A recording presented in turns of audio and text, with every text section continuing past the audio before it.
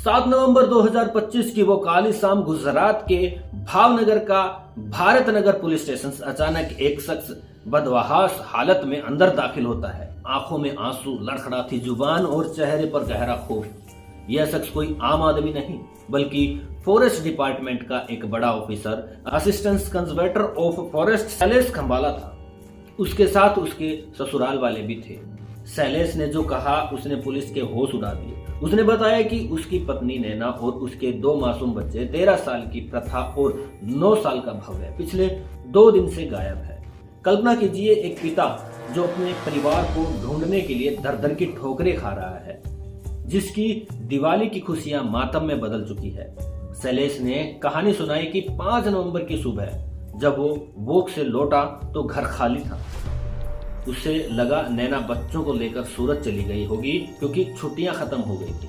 लेकिन तभी उसने अपना फोन चेक किया और उसके पैरों तले जमीन खिसक गई। नैना का एक मैसेज आया था, मैं सबसे दूर जा रही हूँ, प्रथा और भव्य को भी साथ ले जा रही हूँ, मुझे ढूंढने की कोशिश मत करना, अब मुझे जीने दो। अगले 48 घंटों तक पूरा भव्य नगर और सूरत एक हो गया। शैलेश अपने बच्चों के फोटो सीने से लगाकर फुट फुट कर रो रहा था। उसकी हालात देख पुलिस और ससुराल वालों का कलेजा मुंह में आ गया था। बस स्टैंड, रेलवे स्टेशन, गलियां, हर जगह बस एक ही सवाल था, नैना और बच्चे कहाँ हैं? लेकिन दोस्तों, इस दुख भरी कहानी के पीछे एक ऐसा खौफनाक सच छिपा था जिसकी कल्पना शायद शैलेश की पत्नी नैना ने अपने आखिरी पलों में भी नहीं की हो। पुलिस को जैसे ही सीसीटीवी फुटेज और कॉल डिटेल्स मिलनी शुरू हुई, इस बेचारे पति का नकाब उतरने लगा। पता चला कि जिस वक्त नैना के फोन से वो मैसेज भेजा गया था तब फोन एरोप्लेन मोड पर था, यानी वो मैसेज कभी गया ही नहीं था। वो सिर्फ एक ड्राफ्ट था जिसे दिखाकर शैलेश सबको गुमराह कर रहा था। शक की सुई जैसे ही शैलेश पर घूमी, पुलिस ने उसके जूनियर अमित वानिया को उठाया और फिर अमित से जो राज खुला उसने पूरे गुजरात की रूह कपा दी। अमित ने बताया कि कत्ल से 3 दिन पहले ही शैलेश ने उससे 2 गहरे गड्ढे खुदवाए थे। सवाल ये था कि अगर मौत 5 नवंबर को हुई है तो कब्र की तैयारी 2 नवंबर को क्यों?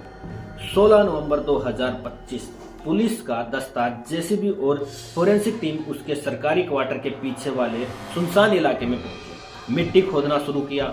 6 फुट नीचे से एक ऐसी बदबू उठी जिसने वहां खड़े सभी शख्सों को रुला दिया। पत्थरों और साड़ियों में लिपटी 3 लाशें, नैना प्रथा और नैना भव्य।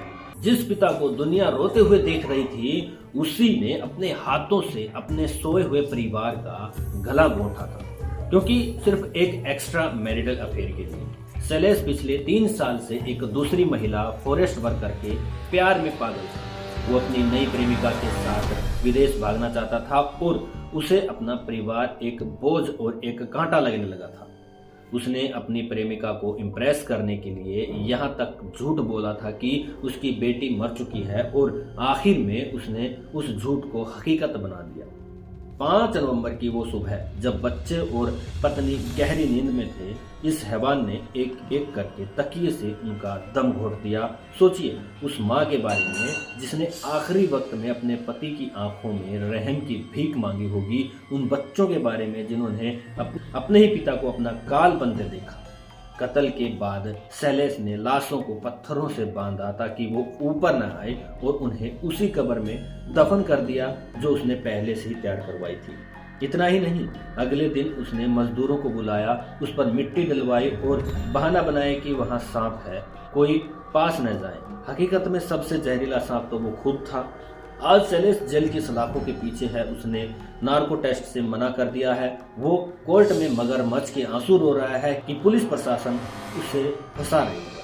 लेकिन नैना के मायके वालों की आंखों के आंसू नहीं सूख रहे हैं। एक हंसता खेलता परिवार एक सनकी की हवस और स्वाद की भेंट चढ़ गया। यह केस हमें सिखाता है कि कभी कभी सबसे डरावना चेहरा वही होता है जिस पर हम सबसे ज्यादा भरोसा करते हैं।